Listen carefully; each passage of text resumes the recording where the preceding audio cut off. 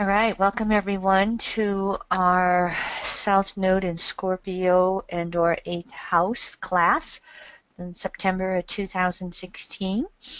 Before we get going with the class, of course, behind the scenes, we're in the process of organizing this event, so I'd just like you all to be aware of it. Next year, August 21st, we will have a total solar eclipse and it will pass just south of us in the Black Hills. And so we're creating a 4-day event that will include 2 days of lectures and 2 days of touring the Black Hills. Any of the pictures you are looking at have been taken by us. This was us with the buffalo and the pronghorn. A couple of weeks ago when we were driving through Custer State Park, we actually had to stop and wait for all the buffalo to come by. These two are pictures from our backyard. So stay tuned as we get ready for Mercury Direct here in a couple of weeks. We'll come out with registering and the hotel where we'll have everybody stay downtown Rapid City in the midst of anything you could want. Hiking trails, eating, dining, you name it. And everything is within just a couple of blocks. Oh, and Crazy Horse Memorial, too. I took a couple of our colleagues, Joanne from Calgary and Mariana from Chicago, on a tour of Crazy Horse and Custer State Park as well this summer when they passed through. And so they were just enthralled with some of the surprising beauty we have here. This was Mount Rushmore from the side, by the way, taken probably a week ago as we were heading into one of our fall hikes. So here at EAN, of course, you can study with us 3 different ways: the free podcasts, the Astro Library, the multimedia course. You haven't muted yourself yet, Leroy. Thank you, honey. Here's our EAN Astro Library. As many of you know, you can subscribe 1 month, 6 months, 12 months, or do a monthly recurring that can be canceled at any time. Right now, through September 24th, we have 30% off. You use the, do I have that? No, I don't have that slide in. You select what you want, and at checkouts you put in Astro Guide, one word, Astro Guide, Guide, at checkout, and you can get 30% off of any library subscription. If you do a recurring, you'll get that 30% off every month until you cancel. Here, of course, is our multimedia course with our 3 different segments. Segments 1 and 2 are available materials only, digital only, or you can have it both ways. Obviously, you're a Segment 1 enrollee already to be showing up for class or seeing this, but here's more if you'd like to research more information, and Leroy's always available to help you. Future classes, I have 1 volunteer for South Node in Libra, looking for South Node in the 7th house yet. Volunteer needed for all 3 classes coming up, November, December, January. And of course, for Gemini 3rd, Taurus 2nd, we are full. All right, so today we're going to look at the South Node in Scorpio and or the 8th house. When we have South Node in Scorpio or 8th house, it relates to the archetype of the ego from past lives, coming face to face with the limits of who they were and what they could do. This is in contrast to what we are not and what we cannot do or be. In other words, in general, every soul has a specific personality or nature. It's a composite of all our spiritual, mental, emotional, and physical components. The interaction of these components determines our nature and our specific personality. Another way of saying this, we could be looking at the whole chart in addition to the evolutionary state of the soul and all its environmental conditionings. Most common example of this in regards to a specific personality or nature, if you live in the States, not all of us can be president of the United States, or the governor of our state, or the mayor of our city. So what is it about our nature and personality that is unique to us, because we're always going to experience life and reality in our own unique way because of any specific orientation of our personality or nature. So South Node in Scorpio 8th house egos have desired to evolve and transform any personal limitations. And this is done by forming relationships to anyone or anything that's symbolized with the ego needed and desired to evolve beyond those personal limitations. It is that famous Scorpio 8th house Pluto merging to osmosis and metamorphosis into more than we were before the merging. This process implies that there was something the ego was not, or did not already have, or did not already know. So South Node in Scorpio is where we experience those limitations while at the same time metamorphosing beyond those limitations. As much as the fixed water of South Node in Scorpio or 8th house would like to stay in the security of the status quo, evolution says we can't remain stuck in our limitations. We must metamorphose beyond them. So these egos have experienced emotions and situations of both power and powerless. The experience of power comes from that which the ego already is, what they already know and have experienced. The experience of powerlessness comes from that which the ego is not, what they do not know and what they have not yet experienced or learned. So that evolutionary impulse to move beyond the limitations enforces a larger awareness of those larger forces of power that exist in the universe. And these larger forces of power come from outside of us. Evolutionary necessity demanded in the past that South Node in Scorpio or 8th house egos merged with those other sources of those other outside sources of power in order to effect metamorphosis beyond the personal limitations. They learned how to absorb the power of whatever symbols of power they formed a relationship to within themselves.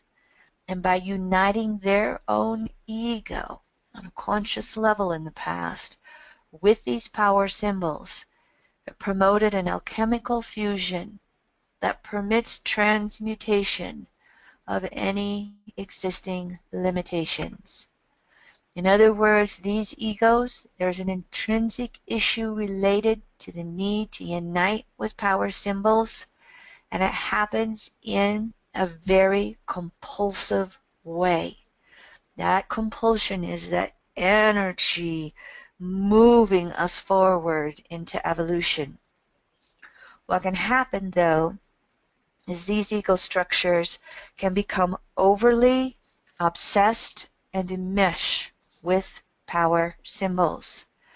Now, the specific nature of these power symbols to evolve beyond the existing egoic limitations is relative to each individual's karmic and evolutionary conditions. It's relative to the evolutionary state of their soul. It's relative to whatever their natal Pluto sign and house are. It's relative to whatever the environmental conditioning factors have been that they find themselves in the middle of in any specific lifetime. Of course, the examples are death, sex, rituals of all kind, magic, meditation, yoga, experiences that are considered taboo, relationships, money, status, a body of knowledge, mantras, symbolic diagrams, God Goddess itself, or the separating forces in evil itself. The list is almost endless. Anything and everything can be one of those outside symbols of power of the larger forces in the universe, both separating and returning.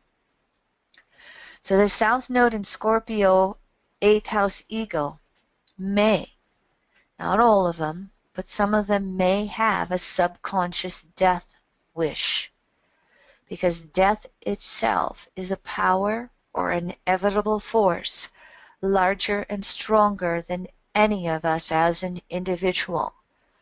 Do you know anybody who has escaped the power of death yet?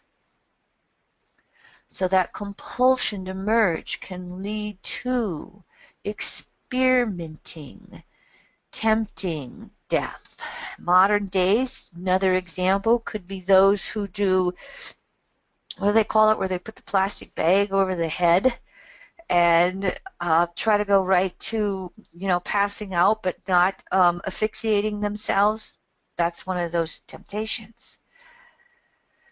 It also is symbolic of reincarnation, because in general, reincarnation is the progressive elimination of all barriers or desires that prevented direct merging with the ultimate source of power, which is God, Goddess, Universal Source, whatever you call it.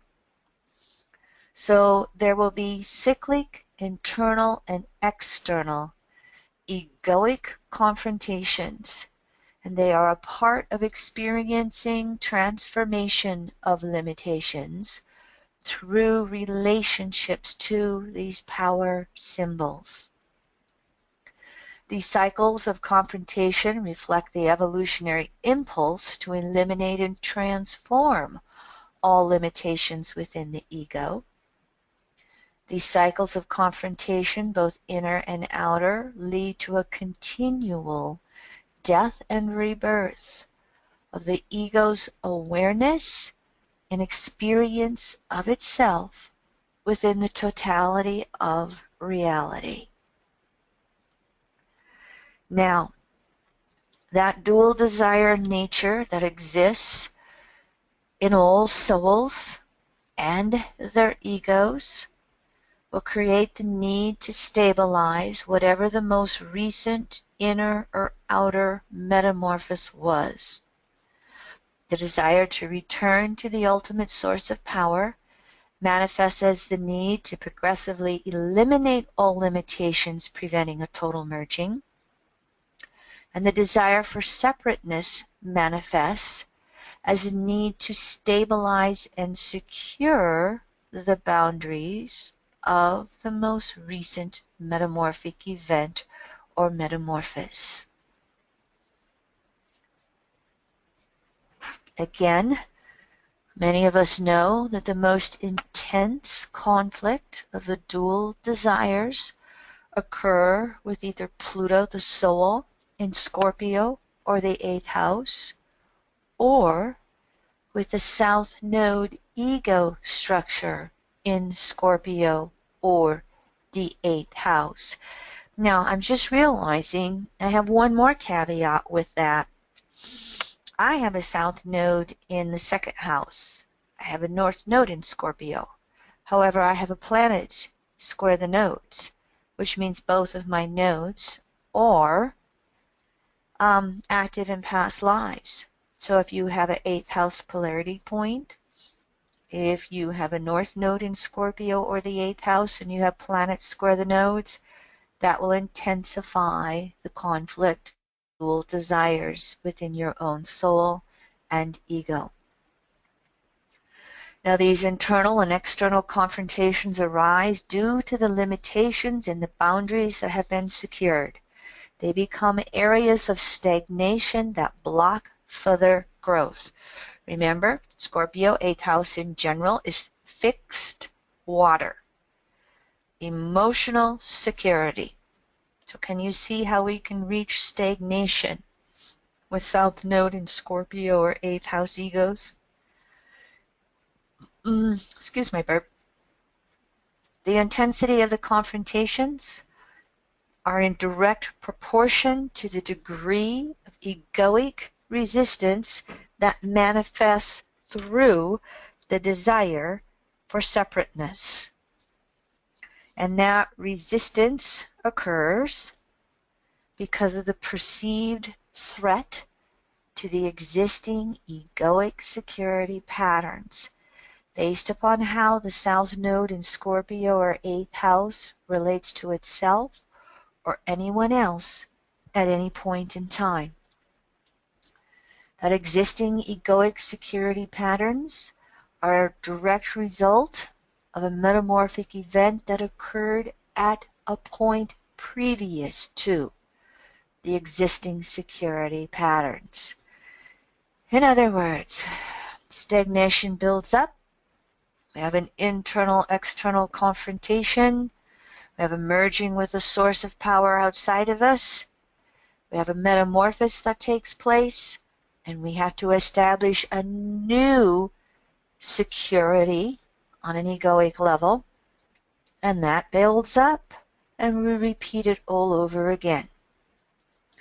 So anytime we see the South Node in Scorpio or the 8th house, the ego will experience spiritual, mental, emotional, and physical confrontations on a cyclical basis to continue the journey of personal evolution. That resulting metamorphosis reflects the ego's desire to remove limitations, preventing that total merging with the ultimate source. It also reflects the fact that universal source has the upper hand, regardless of cooperation or not with the South Node in Scorpio or the 8th house. The function of confrontation, inner and outer, also serves to produce an inner psychoanalysis, or understanding why we are the way we are. This knowledge can be applied to a specific moment in the individual's emotional life. It can be applied holistically to discover the individual's essential emotional behavioral patterns and orientations that control his/her life. This knowledge can also be applied to the whole of humanity to explain human consciousness in an archetypical way. The broadest sense of South Node in Scorpio or 8th house represents how the human species examines and psychoanalyzes, you know what I mean, itself. Why are we like this? Why do we function this way? It's that famous Scorpio 8th house question, why? And so, with this ego structure, the same questions are then asked individually as well. And those confrontations, inner and outer, promote personal as well as non-personal knowledge. So the South Node in Scorpio or 8th house has spent lifetimes asking why, due to this kind of prior life experience and orientation on an egoic level. South Node in Scorpio 8th house ego's desire to discover the bottom line of any situation experienced and focused upon. That's the inner basis of why they function the way they do, as well as why others function the way they do. So South Node in Scorpio 8th house egos have a natural understanding of the human psyche due to these prior efforts. They will also be natural psychologists, just like Pluto in the 8th house or Pluto in Scorpio generation. They possess the knowledge in varying degrees of development pertaining to any motivations, intentions, desires, emotional patterns of themselves and others. And of course, this natural psychological wisdom will be relative to the evolutionary state of the soul and some of their environmental conditionings as well. Obviously, if you have a South Node in Scorpio or 8th house in your consensus, your wisdom is going to be different than someone who is individuating or spirituating with South Node in Scorpio or 8th house. Now, through relationships, the South Node in Scorpio or 8th house egos can naturally penetrate to the physical, emotional, mental, and spiritual core of another in order to understand who they are and how they work. To also understand the causes of any problems, blocks, or stagnations that are preventing further growth between themselves and the relationship. And it also then creates a natural magnetism that attracts others who feel like the South Node in Scorpio or 8th house ego can be of help to them. What can happen here is the South Node ego structure then can hold a power over others through this magnetism, because others are giving them the power to do so on an either conscious or unconscious level. When this is negatively expressed, the South Node in Scorpio 8th house egos can manipulate others in order to be in a position of power. They can compulsively focus on the weakest areas within another in order to control them. They can make others dependent upon them. They can focus on that weakest possible link to any expression of knowledge in order to lambast it, destroy it, or put it down. This is going to reflect a subconscious fear of having their own power undermined by another point of view or another person who is different than them or challenges them. When this magnetism is positively expressed, the South Node in Scorpio or 8th house egos give power to others rather than use power to emotionally control or manipulate them. They use their natural psychological and emotional knowledge to understand and motivate others.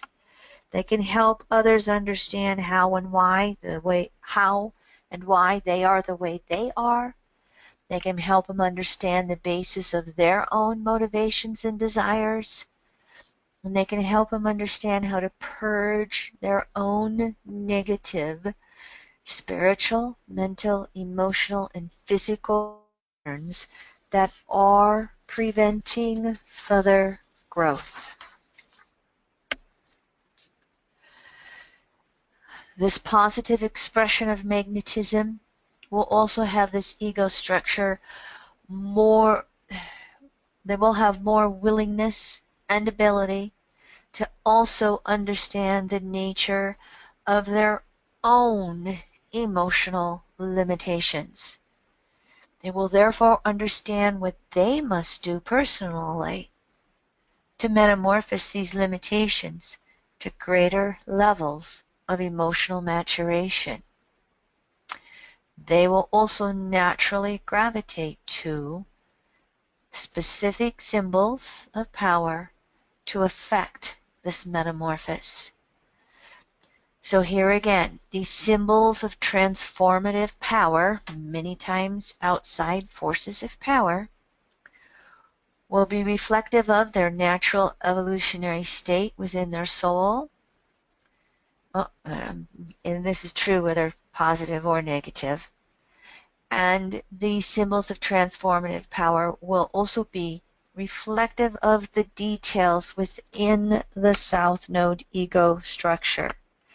So when we're looking at the South Node in Scorpio or 8th house, what are the rest of the details? What house does South Node in Scorpio reside in? What sign does the South Node in the 8th house reside in? What kind of aspects are being made to the South Node? And the same thing applies to the planetary rulers of the South Node by house and sign. Where are these rulers by their own house, sign, and aspects? You start looking at the nature of all that in its total, and you can see where we have resistance, where we have metamorphosis. You can start to get all kinds of details about the egoic past. And then again, whatever the symbols of transformative power, they will be attracted to, positive or negative. We also find that when the South Node is in Scorpio or ego or 8th house, the ego demands a direct experience of any form, source, or symbol of transformative. It is what Scorpio and the 8th house and Pluto call the prove it to me syndrome. This is relative to that Taurus second house polarity point, which rules the senses. There's a need for sensation and experience over belief or faith. This is much different than the South Node, say, in Pisces 12th house, or perhaps even Sag 9th house. So they've got to be able to have the direct experience of all these senses and the 5 physical: see, feel, taste, touch, smell. These must be experienced directly with the transformative symbols. This then allows a merging, a penetrating, a uniting with whatever that symbol is that represents the source of power or object of desire.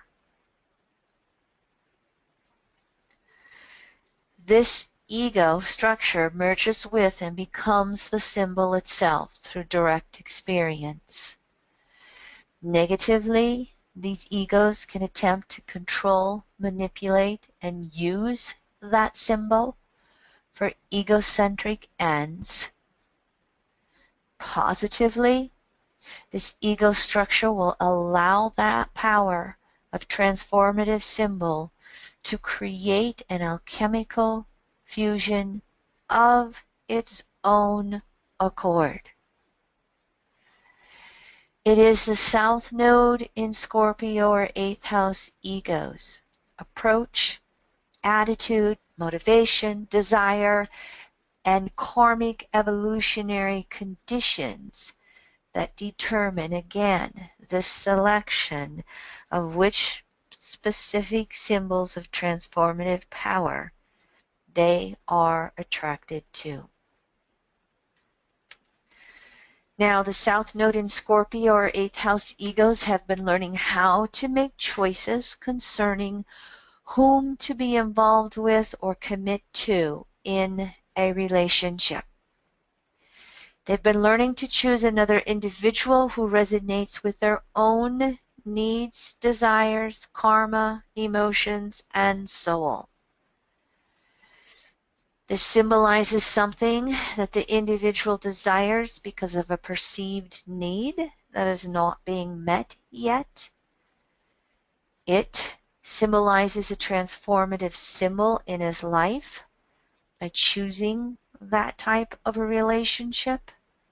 And it can include various degrees of manipulation in order to gain whatever is needed or has not yet been experienced. What can come through some of these choices is emotional codependence. In the same respect, this ego structure has been learning to exclude other souls who do not reflect their emotional needs and desires. Intimate relationships as symbols of transformative power can include sexual union as a function of this transformation. It creates a mutual penetration and bonding of the souls and the egos. It creates a metamorphosis of personal limitations due to people physically and symbolically penetrating each other.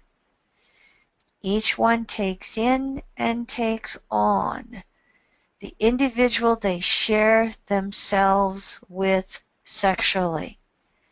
This is where EA says, when you have sexual merging with another, you take on their karma on a spiritual level. And the same thing will also be true here with South Node in Scorpio and 8th house.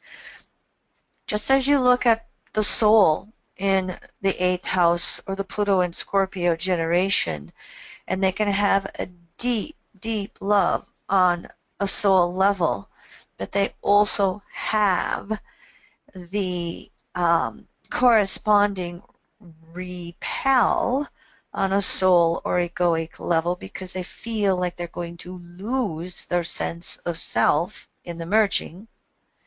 You can also have this with South Node in Scorpio or 8th house egos as well.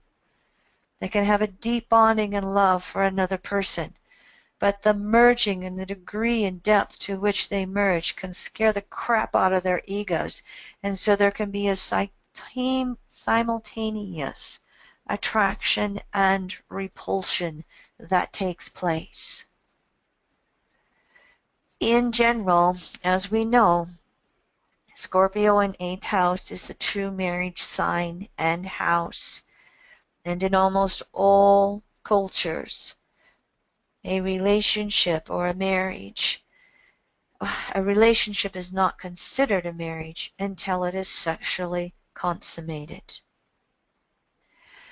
Now, South Node in Scorpio or 8th house egos generate karmic problems based upon using or manipulating another in order to get their own emotional needs and desires met. It represents the ongoing evolutionary necessity for growth and metamorphosis, and that means that the needs and desires of each individual in the relationship will keep changing. And one of the things that can happen is this ego structure will set up the relationship and maintain it only as long as the need exists. And once that need is over, or once it's been met, or they no longer have the need, there will be temptations that will come along. And these temptations will also then represent the internal and external confrontations. And these temptations can intensify to the point where it can create sudden attractions to other people or other needs and desires. These temptations can have tremendous power because they symbolize change. These temptations will also symbolize the need to transform any stagnations in life.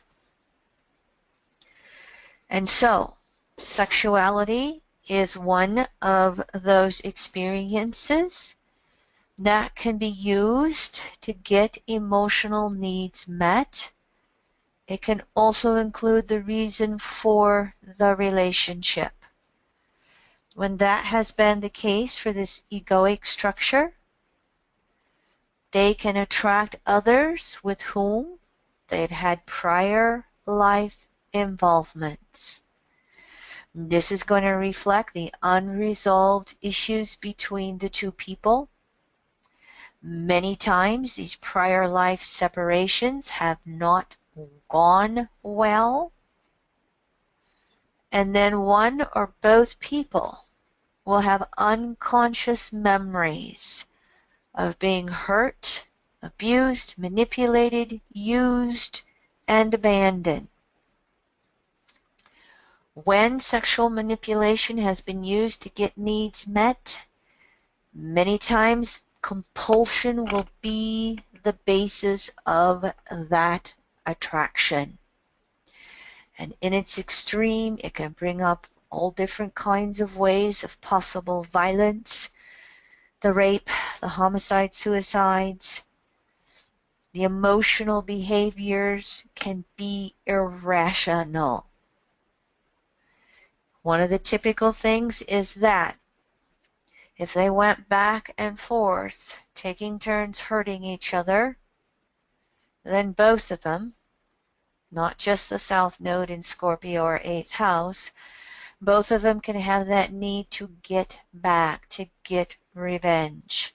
And that can also be a source of that irrational behavior, those compulsive emotions. And it can also be the justification for behaving irrationally and compulsively.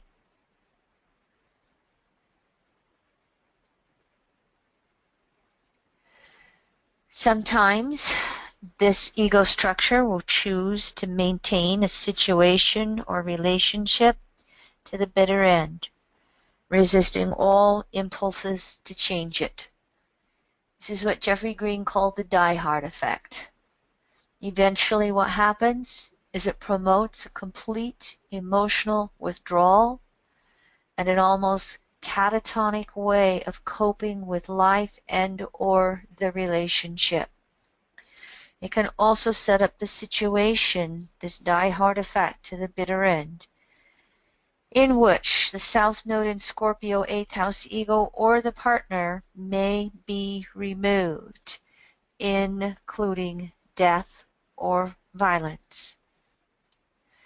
Sometimes this egoic structure will choose to maintain a situation or relationship only as long as it meets their emotional needs.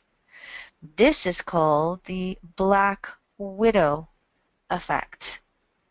In other words, there's a using, a manipulating, and a maintaining of the relationship only for the duration of a need or desire, and then they will move on to the next relationship, or the partner can do the same thing to them. Sometimes those impulses and desires, especially as temptations, are legitimate and relevant to the individual's growth. Whatever those desires are and wherever they may lead. So regardless of all these karmic situations, possibilities, and patterns, the best course of action for intimacy with this egoic structure is to choose mates who are willing to evolve and change as the needs present themselves. This then will promote individual growth and growth of the relationship. It will also bring honesty in as a factor, and it can eliminate and minimize those famous Scorpio 8th house secrets. When this course of action is open-minded to evolve and change, the temptations will be seen as the symbol. When the symbols of angels, assuming the form of demons because of their own fears. When this is the case, and there is this open-mindedness to evolve and change, this egoic structure, South Node in Scorpio or 8th house, can realize the possibility of soul mates. Soul mates are not limited to Pluto in the 8th house or the Pluto in Scorpio generation. Soul mates can exist in any Pluto sign generation, and it can exist in all 12 Pluto houses. The real big issue here is soulmates must have a spiritual foundation upon which the relationship is based. And all inner and outer experiences in the relationship are referred to the spiritual foundation. The essence of a soulmate relationship is to promote the spiritual development of each person because of the relationship. It's not the twin flame coming to save you. Confrontations and growth pains still occur. However, they promote growth instead of degenerating into recriminations or vindictive behavior toward one another. Because here again, with this ego structure, there can be that desiring for revenge, the old biblical an eye for an eye. And when we get caught up in this motive and desire, in whatever varying degrees of intensity, it is the basis for more karmic connection between this ego structure and others. Every intimate relationship that the South Node in Scorpio or 8th house egos have been involved with will be based on prior life connections. This will be true for all evolutionary states of the soul, all possible karmic patterns and requirements. Many South Node in Scorpio or 8th house egos have had a series of prior lives in which the rug has been pulled out from underneath their feet. Two possibilities here as we talk about. It can occur through karmic retribution. They hurt someone in a past life, now they themselves are experiencing it. And it can occur through what EA calls evolutionary necessity. In this case, they have overly invested their self. They've become too dependent upon a person or situation in their life. And the degree of over-investment or dependency is going to determine the degree of emotional shock necessary, the degree of the rug being ripped out underneath them. Sexual retribution may also be experienced if sexuality was used to get what they needed in the past. And of course, the worst case scenarios is for South Node in Scorpio or 8th house egos to experience rape. Now, obviously, this is not the only South Node sign house structure that experiences rape. It can occur in any sign, any house. It's the totality of everything from a karmic evolutionary level taken into consideration.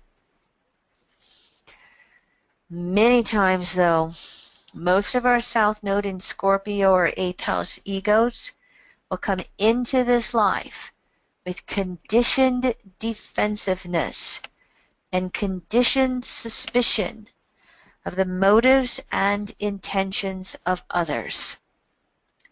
This can be due to the prior life, rug pulled out from underneath them.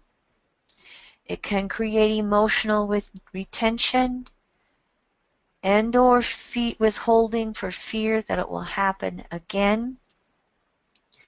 It can take an abnormally long time for this egoic structure to really trust another person or situation. Just a moment here, I'm going to take a drink of water.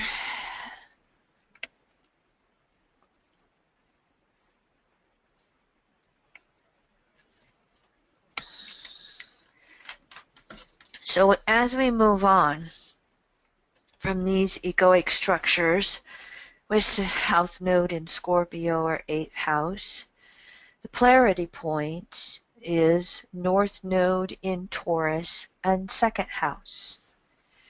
And so, with this North Node egoic structure, the major lesson is to teach utter self-reliance.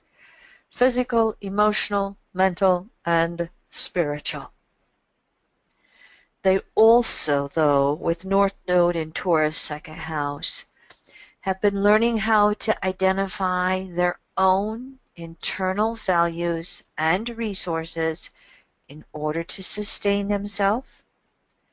They have been learning how to meet their own emotional needs and desires versus codependency upon others.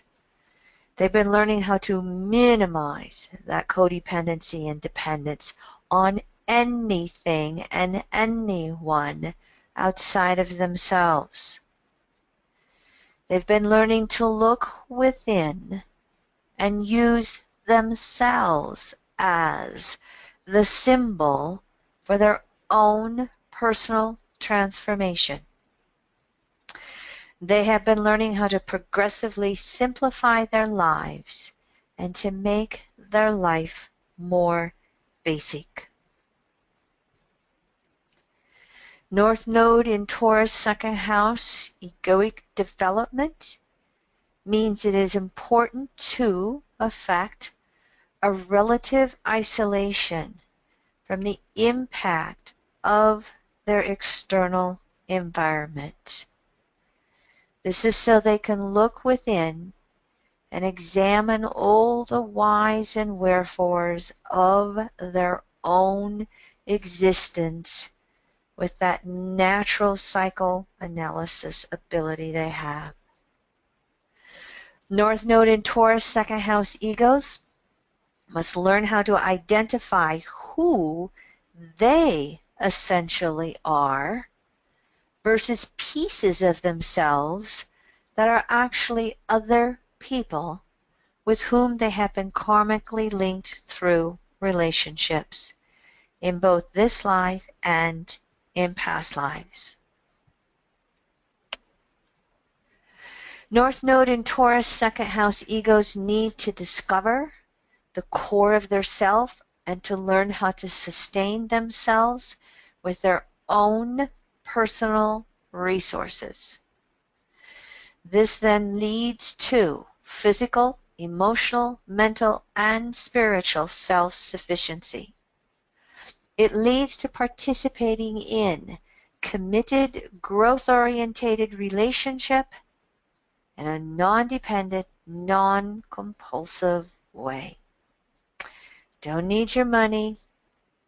I don't need your resources. I don't need your beliefs. I have been creating my own. I can take care of myself.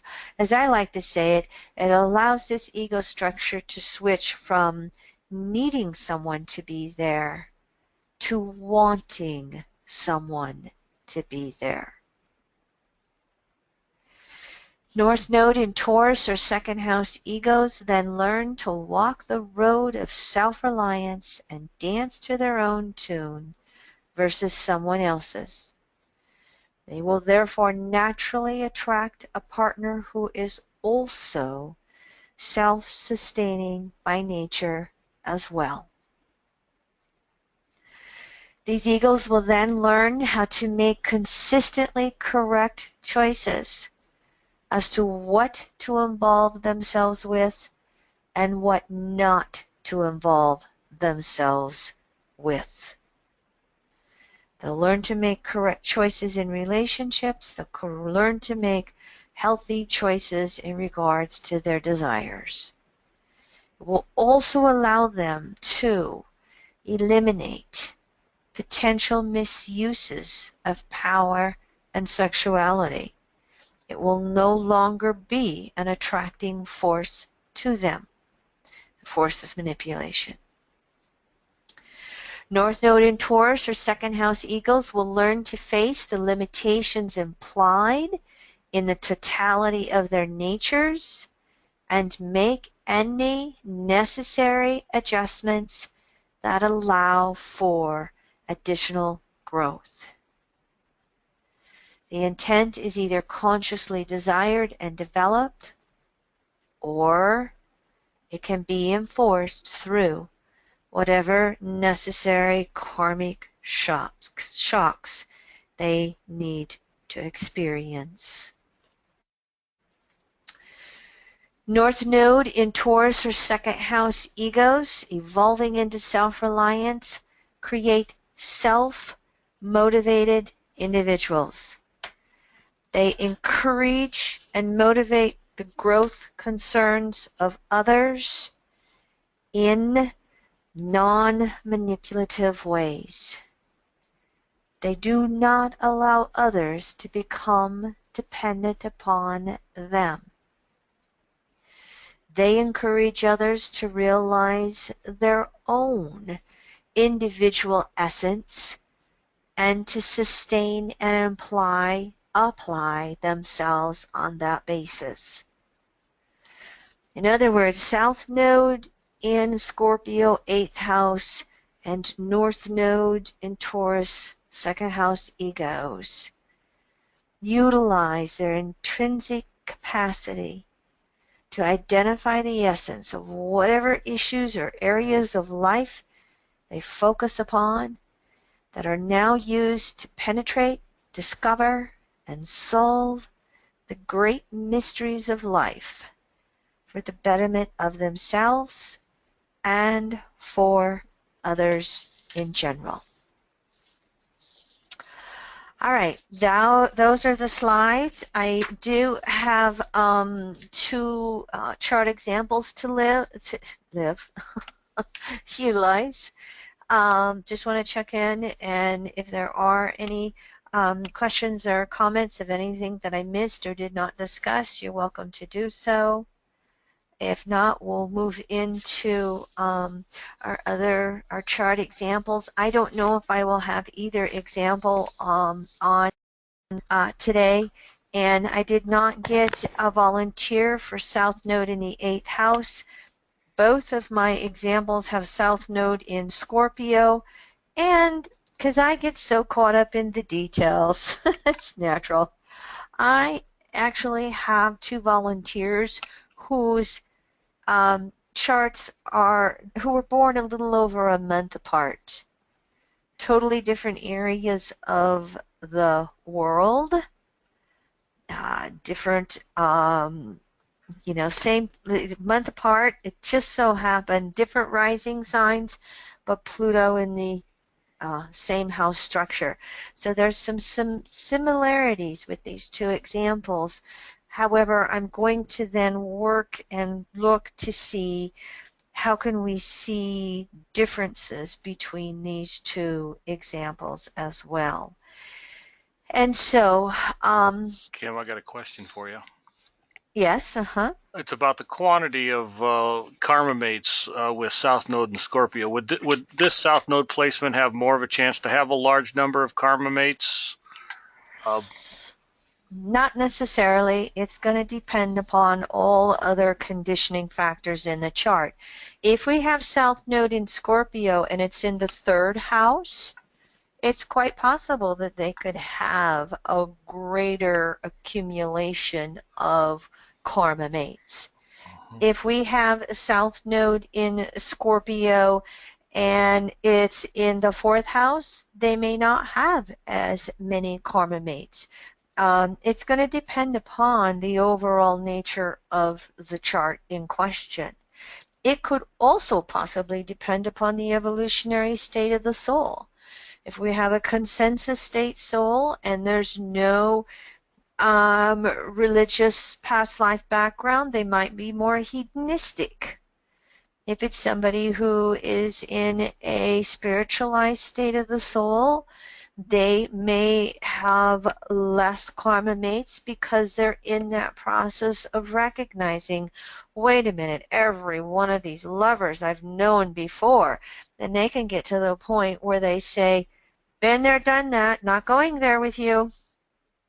So there's variables. It's not a given. The only thing that is a given is that if the South Node is in Scorpio or the 8th house, there's intimate partners they've known before. Mm-hmm. It will be rare that they've drawn in someone they haven't been sexually active with before. Mm-hmm. And when they meet those types of people, there's no buttons. There's no attraction. There's no compulsion. Mm-hmm. Make Okay, thank sense? you. Yeah, thank you. Yeah. Another clarification. Did you say that South Node Scorpio people will attract violence and rape in relationships? It is a potential. And if you remember what I said when we were speaking about that, you can have rape with any South Node structure, either sign or house. There might be a tendency for it a little more with South Node in Scorpio or the 8th house because they've been learning to move through the sexual karma and karma mate structures to soulmate structures. They're on that long path. So the potential for a little more increase of that is there. It's also possible that it's there from a past life basis and not so much in this lifetime. Use myself as an example. I have South Node in Taurus, North Node in Scorpio. However, I have Uranus trauma in the 7th house square the nodes, so both of those nodes have been active. I've not experienced rape in this lifetime, but I am aware of rape in past lives. So even though my North Node is in Scorpio, the North Node was active in past lives as well, with a planet Uranus trauma, 7th house relationships, square the nodes. All right, gotcha. Clear? Yep. Thank you. You can move on. Okay. All right. And I my first partner, I used this chart example, I think, with South Node, or I think I used it with Pluto in the 9th house when we were going through um, that series last year. But this person has recently had an unexpected loss of a dearly beloved pet. So I actually didn't say anything to her about being live on the class because I already had her environmental conditioning from the past. If by some chance she has shown up on class, Leroy, you know who it is. You're more than welcome to allow this female volunteer to be unmuted and speak if she wants.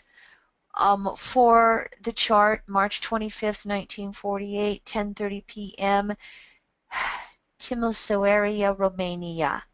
Timisoara, Romania. 16.5 degrees Scorpio rising. The South Node is 14.5 degrees. North Node 14.5. Taurus. South Node is in the 12th house. They're just beginning a brand new nodal axis cycle with the South Node because it's crossing from the 1st to the 12th. Pluto retrograde 13 degrees Leo, square the nodes. Saturn retrograde 16 Leo, square the nodes. Mars retrograde 18 degrees Leo, square the nodes. Mars new phase, both Saturn and Uranus, Pluto. Saturn new phase, Pluto. This person, is to me individuating in transitioning between that third individuated to first spirituated, as is the case with so many of us searching in EA. Parents were atheists. This female always believed in God. Bad relationship with a mother. felt father loved her, but manipulations of mother caused her dad to be physically abusive, beating her up. There was no mention of sexual abuse. As a young adult, she was raised in Australia, even though born in Romania. As a young adult, she left Australia, moved to Israel, which is pretty much where she's been ever since. Economic conditioning has always been lower middle class. She's been in real estate since the late 1980s, has been desiring to transition out of it. Married once, 7 years. Ex-husband beat her, almost killed her. Has had relationships with younger people 3 different times. They didn't last very long. Has had a fear of choosing the wrong person again, and all the trauma that comes around intimacy. For the past several years has been strongly drawn to metaphysics. This includes evolutionary astrology, oriental medicine, Reiki, reflexology. She has been a meditator for the last 20 years. And so, as you can see here with this soul structure, we have a deep seeker of truth, 9th house Pluto. You see Mars and Saturn new phase. So this soul has really been trying to turn over a new leaf relative to its search for truth. However, all 3 of these planets are retrograde, so there's been some resistance. The soul has opened up to searching for truth to some degrees, and then resisted when whatever religious, spiritual knowledge in past lives it's been finding brought in insecurity, then they would stop the searching. Now, these 2 planets so closely new phase Pluto are overcoming the resistance and catapulting this person into throwing off this and that and everything, searching for truth. What is ultimate truth? Pluto, the soul itself, is the ruler of the South Node. So it becomes intimately involved with the egoic structure as well. So everything that we've just described is not only true for the soul, it is true for the ego as well. The other ruler of the South Node at 14.5 Scorpio is the 12th house ruler, Neptune. Neptune is retrograde. Neptune has moon in Libra at 15 degrees, balsamic Neptune at 12 degrees. This right here will start to bring in the issues with mother in the past, and perhaps some of cruelty that this person experienced with their mother. We are also going to have with the ruler of the North Node, Taurus, 6th house. One of the rulers of the North Node, here's Venus. Venus is just inside the 7th house in Taurus. And the ruler of the North Node by sign is Mercury down here in Pisces, 4th house. And so there could be many scenarios that might come through in this situation. Probably in essence what we would start to describe, because there are 3 planets square the nodes. And if we look at this, the nodes are, we start with Pluto at 12, nodes at 14. The nodes are applying squares to Pluto. Start at 16, go to 14, separating squares to Saturn, separating squares to Mars. So Pluto the soul has applying squares, and Saturn and Mars have separating squares. broadening that up in general, of course, everything that we've just talked about, we have a soul and egoic structure that has vacillated back and forth between lifetimes of codependency, enmeshment, and trauma in intimate relationships, along with lifetimes where they've really tried to affect this North Node and achieve that self-reliance, and sixth house, an ability to take care of themselves. Sixth house, Taurus, those are both archetypes of the element of earth, so they're going to be involved with trying to generate their own resources. Neither have been entirely successful with the nodes square these three planets. South Node Scorpio, 12th house, ruler by house, Neptune. Libra, 11th, moon there in Libra. There is a past history of projecting onto partners, Neptune and Libra generation, South Node, 12th. Unconsciously projecting onto the partner that they're going to be fair, honest, above board, emotionally supportive of them, and then the rug pulled out underneath when the traumas hit. So there could be a history of relationship trauma. Relative to evolutionary state, third stage individuated, first stage spirituated, this soul came in and only one abusive relationship, walked away, tried a few other intimate relationships, and either it didn't work, or due to the fears, or due to the recognition, evolutionary state, I've got to be able to take care of myself. They went over to this resolution node, North Node, Venus conjunct the rulership of that North Node, really working to have a relationship with themselves. This has been the bottom line, the resolution node. And when you see North Node in the 6th, ruler in the 7th, this is where you've got to have the environmental conditionings. You cannot make the assumption that this person's going to get married to someone and do the Diehard Effect and stay stuck in the relationship for the security reasons. This is someone, again, evolving through individuating, moving into spirituating states of consciousness, recognizing that they've got to have a relationship with themselves to heal and look at some of these deep unconscious wounds. It's not to say that they themselves perhaps did their own manipulations of relationships in the past. We don't know. That is for their own soul to discern and see where they feel in regards to all of that.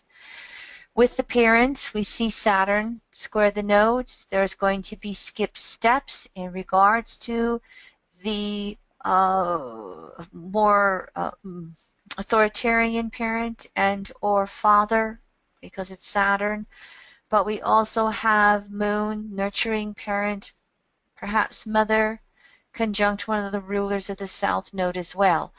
So we have Moon, Saturn, the two archetypes we look for with the parent, conjunct both rulers of the South Node. This is going to tell us the karma with these parents. This person didn't mention any siblings. I don't remember if there were any, so it's quite possible that this is an only child. And in this case, it's quite possible that there's been a bunch of karma in which there's been betrayals of trust and emotional wounding, and the karmas of manipulation with these two parents, and perhaps a good share of what they came here to work with was to heal Moon, balsamic Neptune, to heal all of this unconscious and deep emotional karma with these parents of origin. And, again, obviously the skip steps with father, and assuming he was the more authoritarian parent, the skip steps would be, I love you, I hurt you.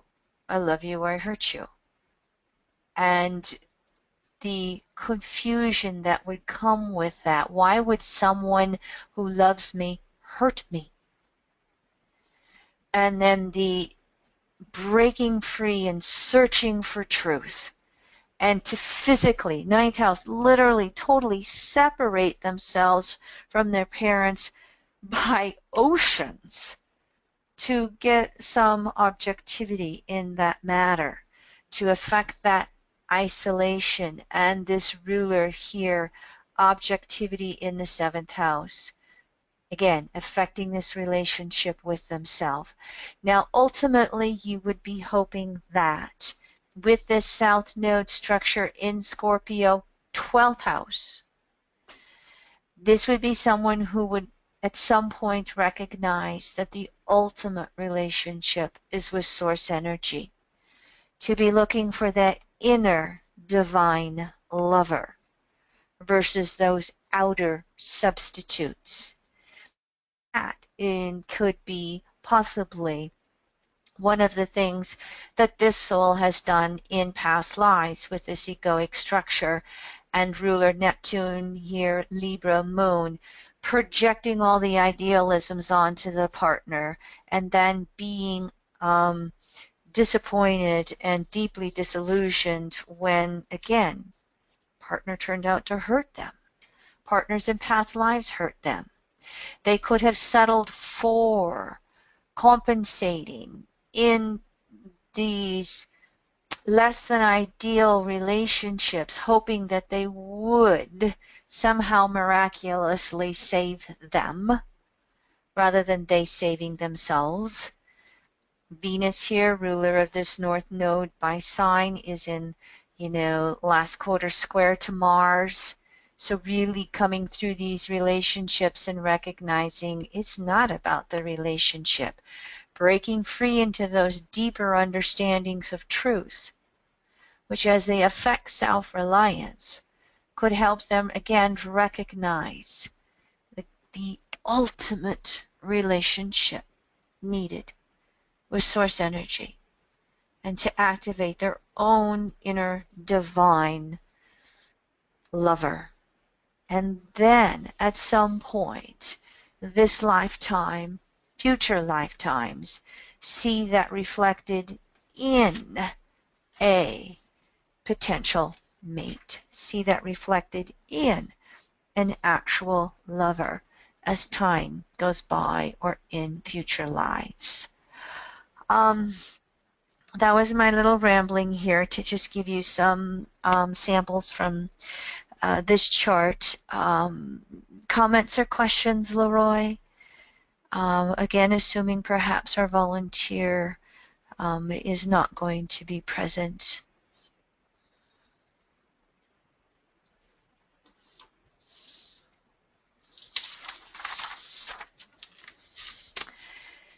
Now, okay, with the quietness, I'm going to move on. Our next chart example is also a female, and I had put Potpourri in the email and her environmental conditioning when I actually did read it. She would prefer Placidus, so this chart is Placidus houses, February 18th, 1948, 1 a.m., Tuscaloosa, Alabama. The rising sign is 2 degrees Sag, 23 minutes. Well, you can see the similarities, but this chart, again, is about 5 weeks earlier. So here we still have South Node 17 Scorpio, 12th house. Pluto is retrograde 13 and a half, 9th. And so it is square the nodes. And it is applying square the nodes as well. Saturn is 18.5 degrees in the ninth house retrograde. If you go to the nodes, they are separating. And Mars at 27, 28 degrees is retrograde in the ninth house. I have tended to use a wide orb. If we start at 27 and we reverse through the zodiac to the nearest node for resolution, we get to 27 degrees Taurus, and we see that this node is 10 degrees and 5 minutes past the 10-degree orb. So sometimes when I really work in depth with clients, we look at those 10-degree orbs as skip steps. But in this case, obviously, there is a lot of resolution that has been worked upon in prior lifetimes.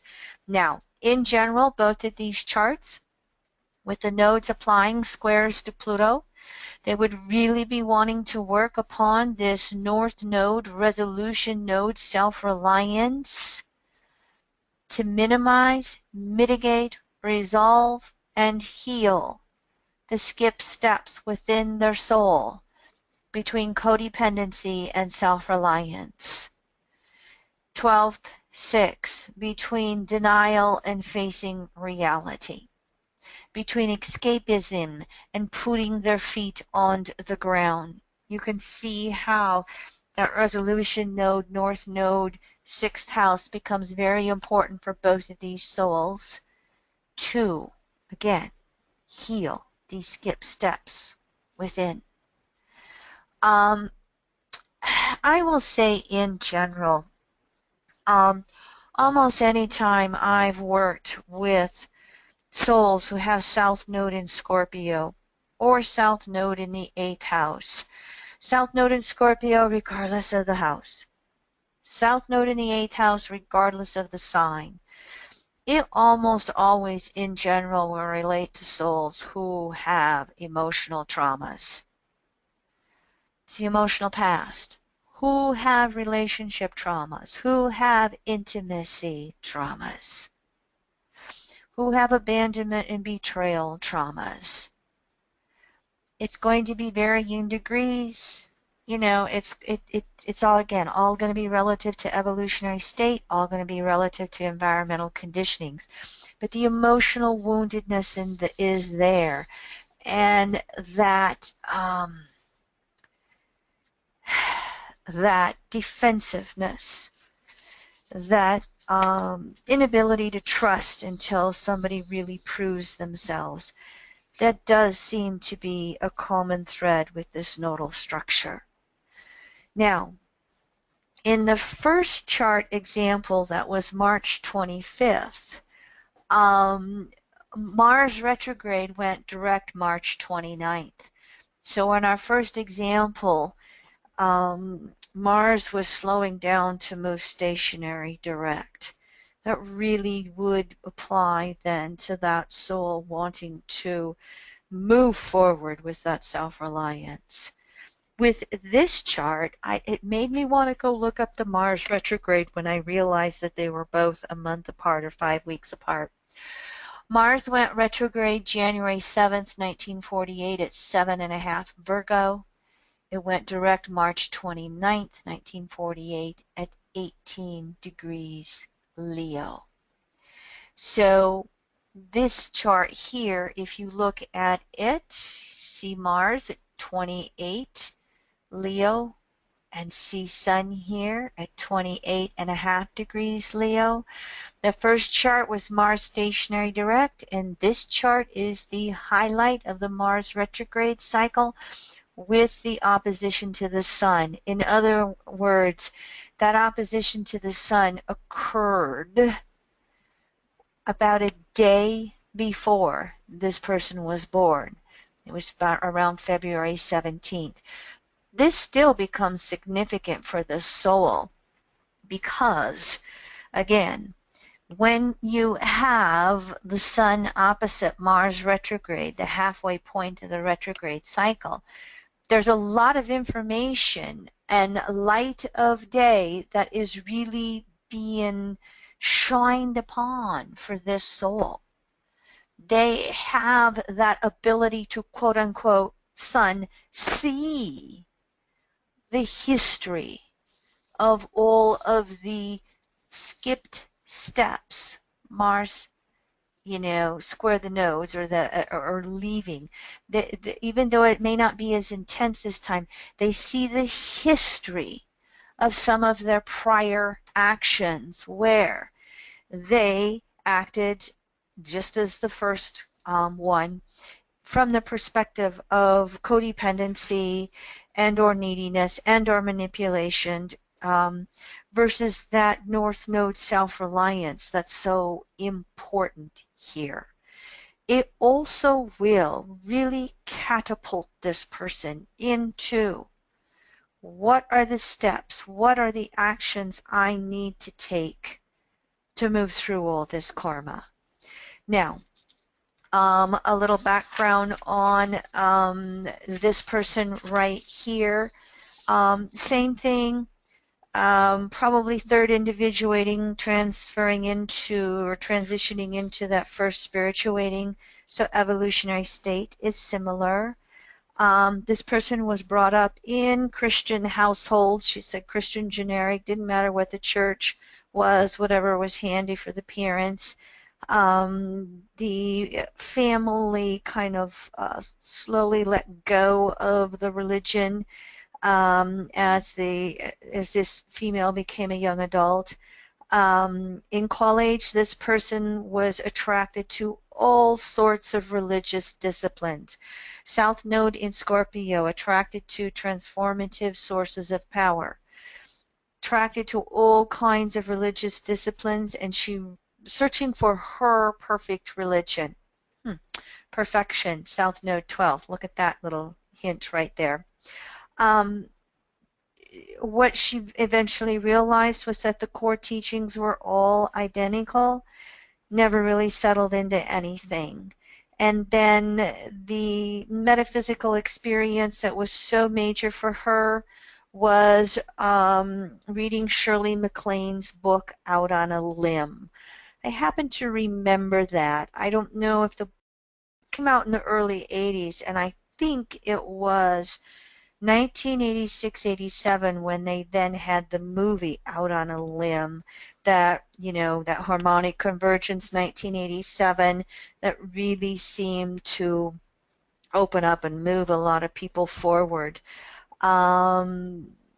Of course, this person studies EA as well. She's been a self-employed astrologer, an NLP practitioner for 22 years. Prior to that, corporate management. She is affiliated with Buddhism, old Egyptian studies.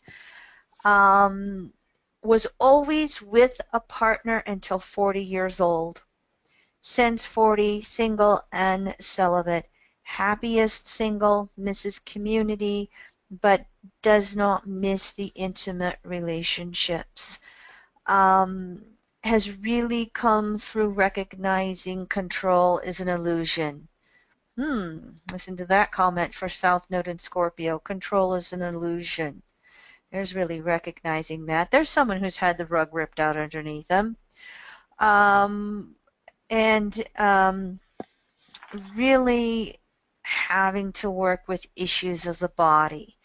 I know this person has been through some various past life regressions in which I've been assisting in some of the teachings with DMP, and so a lot of physical, emotional cruelty. And so there's a, terrified of being in the physical body, because if she is, it's just going to hurt. And so she's really having to move towards those lessons, being gentle with self. Parents were extremely strict. Dad, an alcoholic, vacillated between loving and emotional abuse.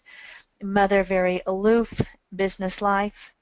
Mother admitted that she tried to break this volunteer spirit in order to be controlling of her. She also realizes an unconscious struggle with the feminine, the divine feminine. Many past lives of brutality in the Catholic Church. Doesn't trust the divine feminine, and a lot of her past has been emotional oppression. I would also say with the South Node in the 12th house, just emotional disassociation and checkout. Sun in Aquarius. If I'm not emotionally here or present, I can't feel it. And yet, the relating of the traumas and memories from past lives of physical, emotional trauma. So we have similarities in that cruelty with parents, deep spiritual searching. We have differences in that the first chart did the 7-year marriage and then has broken free, just short, intense relationships. Whereas in this chart, from adulthood, whenever, until 40, has been enmeshed in relationships. And from 40 on, then has been separated from them. So we had two people who have been working to affect their way over to this self-reliance. Where we start to have a difference here is this person, instead of Neptune in the 11th, has Neptune, ruler of the South Node by house, in the 10th house, has Moon over here in Gemini. The first chart, remember, Moon, balsamic, Neptune. Here we have the Moon in Gemini, and it's 1.5 degrees from the 7th house. Here might be that energy that would say, I need to be in a relationship in order to be complete. This moon might be one of the factors that led this chart into more years of that whole emotional codependency. Going to be several similarities for this. I do think that this chart probably, again, religious disciplines in college. This Jupiter-Uranus opposition right here. This is a soul who broke free into searching for ultimate truths and spiritual understandings earlier than the other chart did. The Jupiter in Sag first house opposing the Uranus in Gemini 7th retrograde. This might have been the catalyst that broke her free. It might also be the Mercury retrograde in Pisces as well, pointing towards, again, this Mars retrograde, the apex of this retrograde cycle, but also been pointing towards the 9th house. What do I think? What do I feel? Mercury in Pisces. The Chiron conjunction to the South Node. This could describe the intensity of more emotional wounding. I don't remember so much with this example past life experiences in intimacy. A lot of the past life trauma that I remember is, as this volunteer stated, the early Christian church, which was the Catholic Church. It seems to be the betrayals of religion that seem stronger with this volunteer chart. That might be, I would say there might be more of a healing past here. Again, the shaman, the mystic, the witch, whatever you want to describe here, and look at how Chiron is in this T-square between the Sun Mars opposition.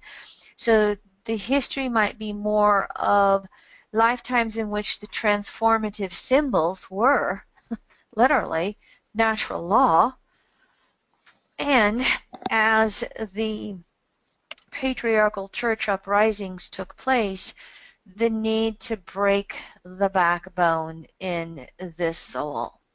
So there may be more of a history of religious persecution than perhaps intimacy karma. It's not to say it's not there, it will be, but perhaps the more intensity of the betrayals of trust has been around all these transformative symbols. And were they natural spiritual laws and principles? Were they man-made religions? Perhaps they escaped 12th house into the convent or monastery for protection, and it was no protection. It was the bullseye for even more cruel and inhuman punishment, quite possibly.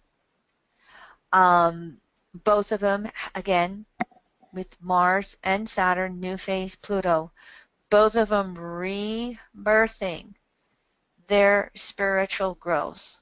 Both of them having the resistance to doing that in some level or some way in past lives.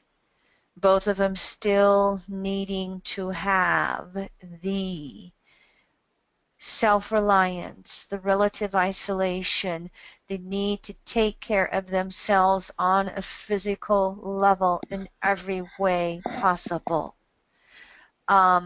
Whereas the previous chart had the ruler of the North Node in the 7th, learning that relationship with the inner divine. This chart, that North Node is not conjunct the horizontal axis. So while there is that need to redevelop the relationship with the divine, I feel that there's more of a history of that for this volunteer. And now they're just having to metamorphose what was the lie and what was the truth. And as they are discovering that, it will lead them into deeper and deeper self-reliance, and it will lead them into the ability to trust the body, to be in the physical body. Remember, this chart's conditioning says there's a fear of being in the physical body, and there's a fear of being trapped in the physical body. There's not a subconscious death wish. There's a fear of, I'm going to live forever. And South Node in Taurus, that can be one of the situations. North Node in Taurus, square the nodes, there can be those situations where, and this would be true for this one, and it would be true for both charts because both nodes have been active. When you find South Node in Taurus or second, or you find North Node Taurus or second square nodes, past lives in which the ego experienced slow and painful deaths. I have South Node in Taurus myself. That has been the case for me. My most recent regression, I uncovered my first past life regression in which I committed suicide because I was the only one left of my Native American tribe that survived a massacre. And the warriors, one of which was my husband, never came back. And so after a day or two, I had a broken arm, I had wounds. I finally did as much ritual as I could for my tribe, and then I decided I wanted to join them in spirit world. But several days of just suffering in the carnage. There's nodal axis, Taurus, Scorpio, square the nodes. Pick your point as which one's South Node, which one's North Node. Both of these souls will have come through this type of carnage and trauma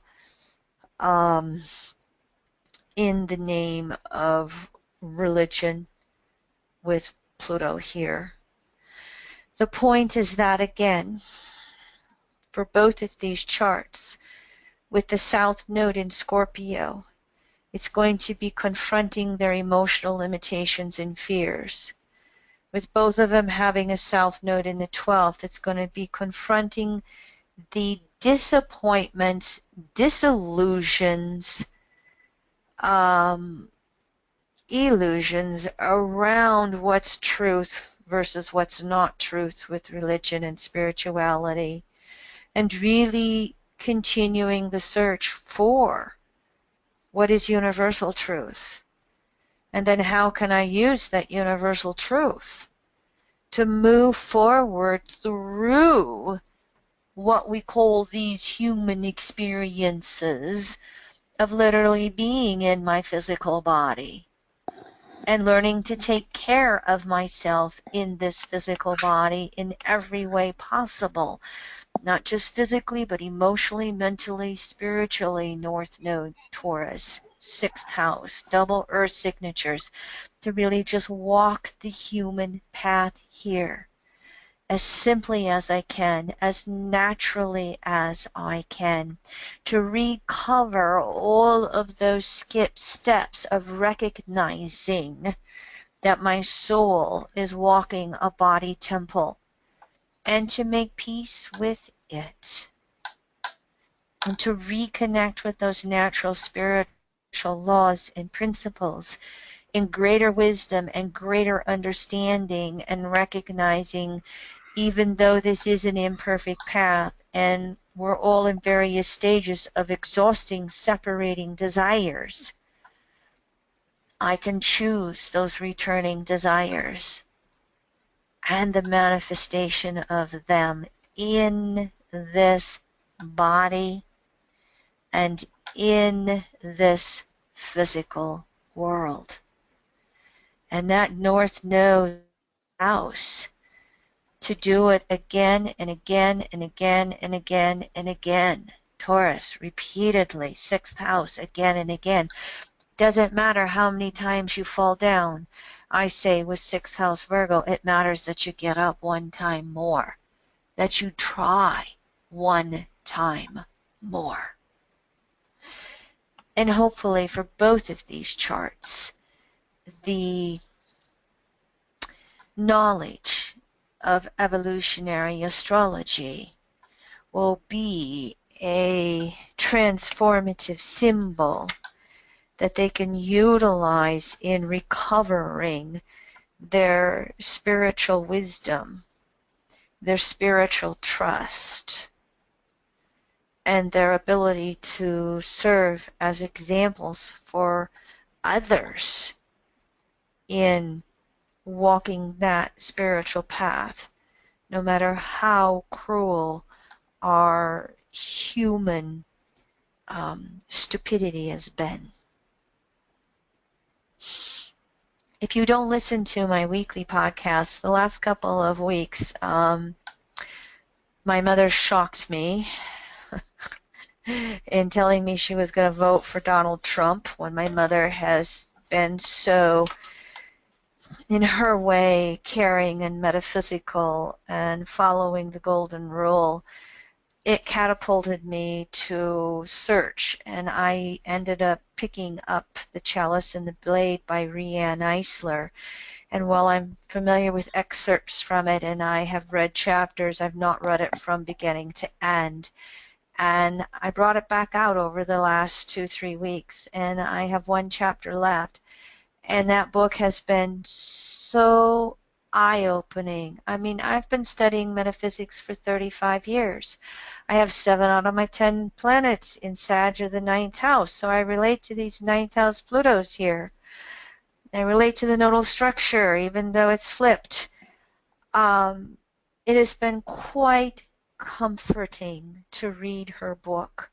I did a Google on Riane Eisler and realized that one of her latest books is The Real Wealth of Nations, Caring Economics. That will be next on my public banking crusade. I think it's her most recent book. She had several, but that one just boom struck out at me. if you're disillusioned with spirituality in general, if you're disillusioned in the US, frustrated and angry with this election cycle, I have found this book to be quite comforting. And maybe this book will be of comfort to both of these volunteers as well on their path of searching for spiritual truth and really making those metamorphic leaps into self-reliance and walking this human path through all of its imperfections. Sixth house, North Node, Taurus, North Node, and really recovering and evolving in their own spiritual understandings, wisdoms, enlightenment, and fellow teaching and sharing with others on planet Earth. All right, thank you for allowing me to use these similar examples. Questions, comments from anybody, Leroy?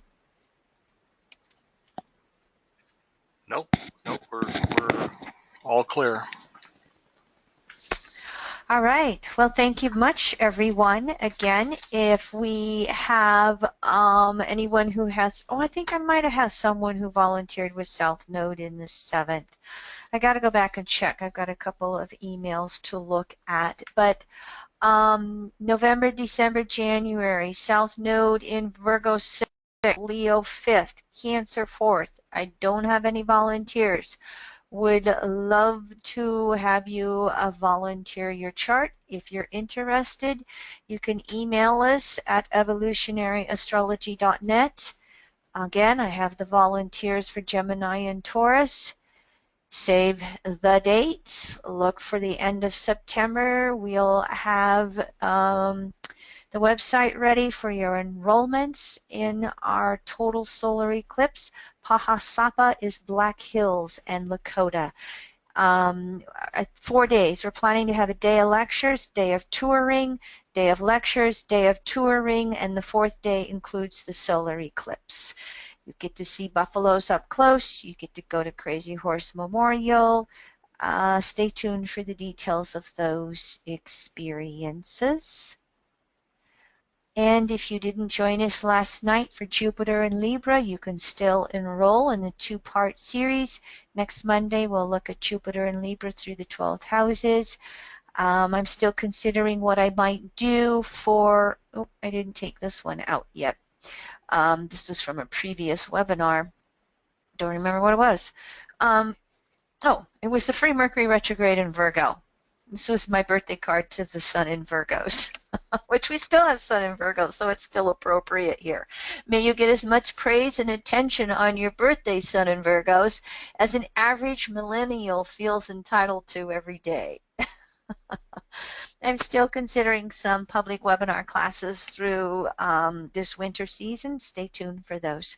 All right, everyone, thank you very much. I'll see you next month for South Node in Libra, 7th house.